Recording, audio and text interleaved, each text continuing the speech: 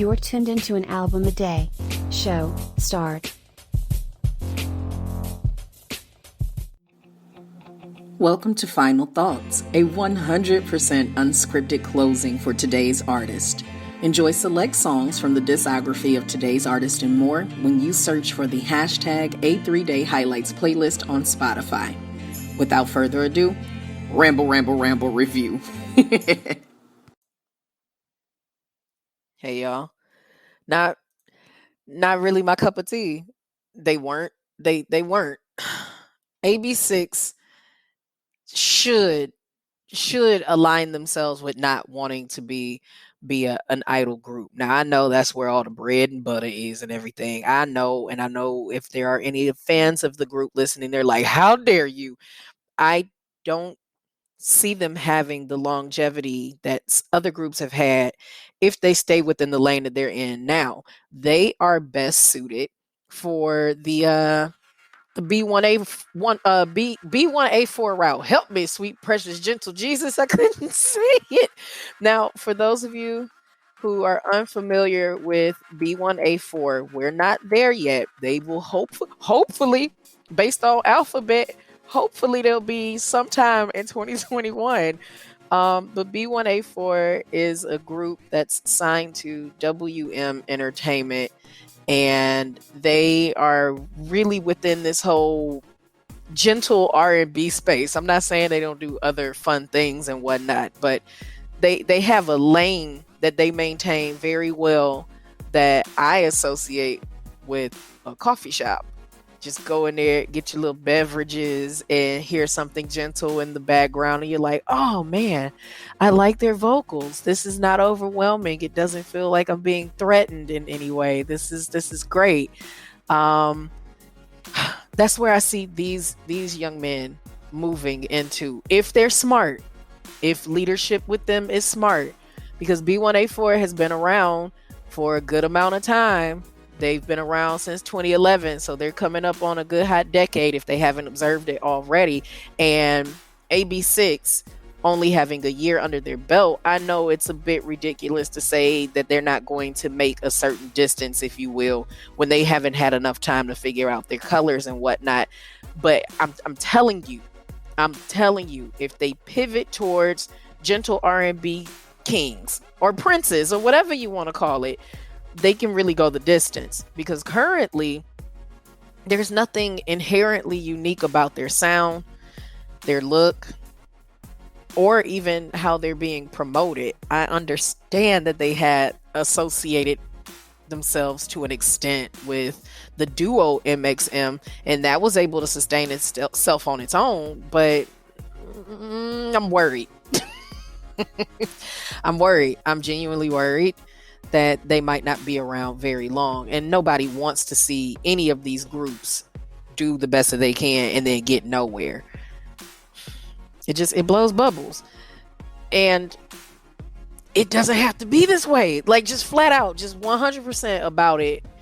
It does not have to be this way. If they can get good production under their belt and somebody steps in and be like, hey, what we're doing, not the biz naive, not sufficient enough for these young men. We need to start giving them more subtle tracks and things. But I do get the fact that they are young, and when you're young, you don't want to be pigeonholed into what you assume is old people stuff. I totally get that.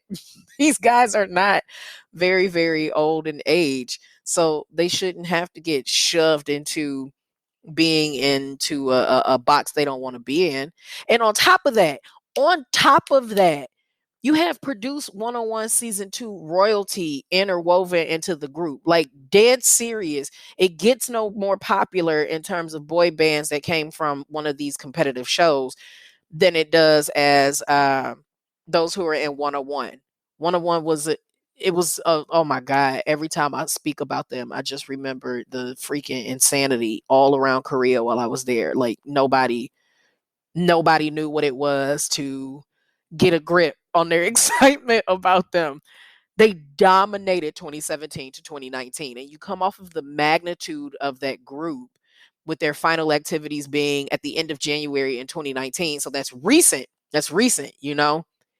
and then AB6 debuts May 22nd, 2019, you have this expectation that it was going to be big and it just I feel let down. But I also feel bad for them because I feel like, how do you live up to the magnitude of that if your production company, if your entertainment company is just and you came from the big boys back to your little boys? I don't. Here's what I would do. Here's what I would do after I said the whole B1A4 thing. What I would do for them is they just released an album this November, and that was Salute. We talked about that. And as of now, I mean, it's moving units. It's most certainly moving units. At the time of this podcast episode recording, they've sold over 102,000 units of this album. So it's not like they're not making a solid push. But what I would do is I would carry on with a nice long break. Not so long that people forget they exist. That's too great of a risk. When they did their debut, they came back relatively quickly. So I'd put them at, let's see, November, December, January, February, March, April, May. I'd have them come back out with something in May 2021, preferably on their anniversary day. So May 22nd, 2021. I would have them drop another EP, and I would have this EP have about 6 tracks, perhaps between 5 to 8. Let's just go with that. And I would have it themed around the renewal of spring. I would most certainly have them focus on strengthening their vocal harmonies. Now, when they had their first album as just the handful of them, not the original lineup, when it was just the 4 of them, there were some moments that shined, but I would really have them work on their harmonies and their distribution of vocals. It can't be that difficult. It's only 4 of them. And I would ride that little boyfriend energy all spring long and promote with that and get everybody all super excited about them coming up with a boyfriend concept. And then I would come back in the summer and I'd have a whole new vibe where it's the slightly disgruntled, I'm too cool guy that every doggone boy group goes through. It just needs to have a little bit of a shift on how it's done. Like, you don't have to go breaking stuff and getting all unnecessarily aggressive to express your newfound manhood, but I would do that during the summer, and then I would have them do a holiday themed album in November. I would have their 2021 packed with 3 albums. They did it in 2020. So I would have it packed with 3 albums, stretch the anticipation, allow the gentleman enough time to really try out a different concept. Because right now, I don't know what they're to be known for, especially after losing a group member. And yes, they've made a stride evidently with that, but something needs to be more consistent for them. They definitely hit Billboard and did all of that great stuff that is anticipated for these artists when we over here in the United States want to try to justify somebody's buzz and things. We run a Billboard and all that jazz. I don't know if you just heard whatever that was, but it was absolutely creepy and it has petrified me. And we just gonna take a moment of silence to figure out what just made that horrible. What was that? Is that the dog that's upstairs? He needs to chill. Anywho, they're getting endorsements. I mean, I like the fact that they got the Image Cast endorsement with ABC6IX. Now, if you don't know what ABC6IX is, let me explain something. Let me tell you something about ABC6IX. ABC6IX is a Japanese footwear store, and they're in South Korea, Taiwan as well. And you can go in and get all the kicks, get yourself some Nike, some Reebok, some Adidas, all the junks, all the jams in one big old spot. I don't know why it's called ABC6IX. I don't know why. The company is literally as old as I am. If it wasn't for them, there are sneakers I never would have been able to find when I was in Korea. The struggle was real. I had to find men's shoes. Something is going on, and it's got me creeped out. Okay, like I'm recording. It's echoey. I apologize. I know y'all have some audio pops from me not using the pop filter and whatnot, but I don't know if it's my refrigerator doing what it does when I record, which is showing up to be a part of the experience, or if it's the doggy that's upstairs and he's doing his thing. I know I've gone completely off, but y'all know these final thoughts never go in a good direction. They just divert. There is a puppy upstairs the size of my shoe, and he wears a blue bandana, and he runs around and he barks at all of the people who are walking around the premises by themselves because he don't like that. It upsets him to see people by themselves.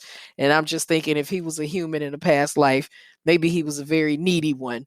I don't know. Anywho, they do have ambassadorship and other activities that are of just as much importance. And they were on their way to the United States in spring 2020, but we all know what happened. I mean, at the time of this recording, we're in the third wave of this pandemic because never mind. I was about to say something awful about my country, but we're going to just go ahead and remove that from my thoughts. I want them to succeed, but I don't know how long they will be able to. At maximum, if they can't find a concept and a stride that works for them unequivocally, I give them 3 years tops from their debut. So a total of 5. I would like to see them go far longer. And if they pick up on what works for them, 100% works for them, makes them distinct, not just the fact that their name is distinct, then maybe we've got something. So I do not mean to offend their fan base. Lord knows I don't, because I'm sensitive about all of my groups as well. But I hope that you all can see that this is an intended long-term group, but they might not be around for a long time. So let's hope. Let's keep some good energy out there for them. They're not bad, but they can be much better. And that's all I got. That's all I got. We go into another group in the next episode, and we'll be closing season 4 with Ace. Oh my gosh. I was just looking back on the notes of the season, and like, we had season 4 interrupted by a hurricane, by the passing of a friend, by me being sick, by graduate school, but any and everything that could get in the way most certainly did. And I just want to thank you all for being considerate to life happening around me and life happening around the show. And y'all still showed up, even if it's just for a few moments. I really appreciate it. And I try to keep these episodes short so that people can go on with their life and be like, oh, I heard what I needed to hear. I showed support and it only took me 6 minutes. That helps. So thank you. Thank you for being entertained by the mess that I create. And I'll catch you all in the next episode. Bye, y'all. Your favorite foreign Korean music historian exploring all the industry from A to Z.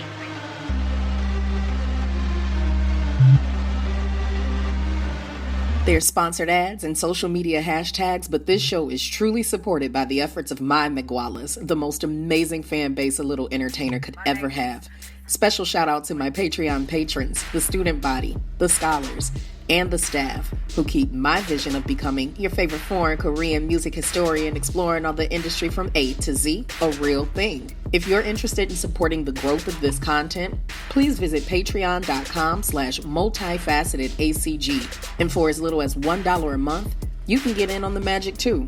Interested in continuing your support at the free $99 price? I'd love you for it. You can still engage with the show and me, your lovely host, when you retweet, repost, and share the show and use hashtag A3 and the word day.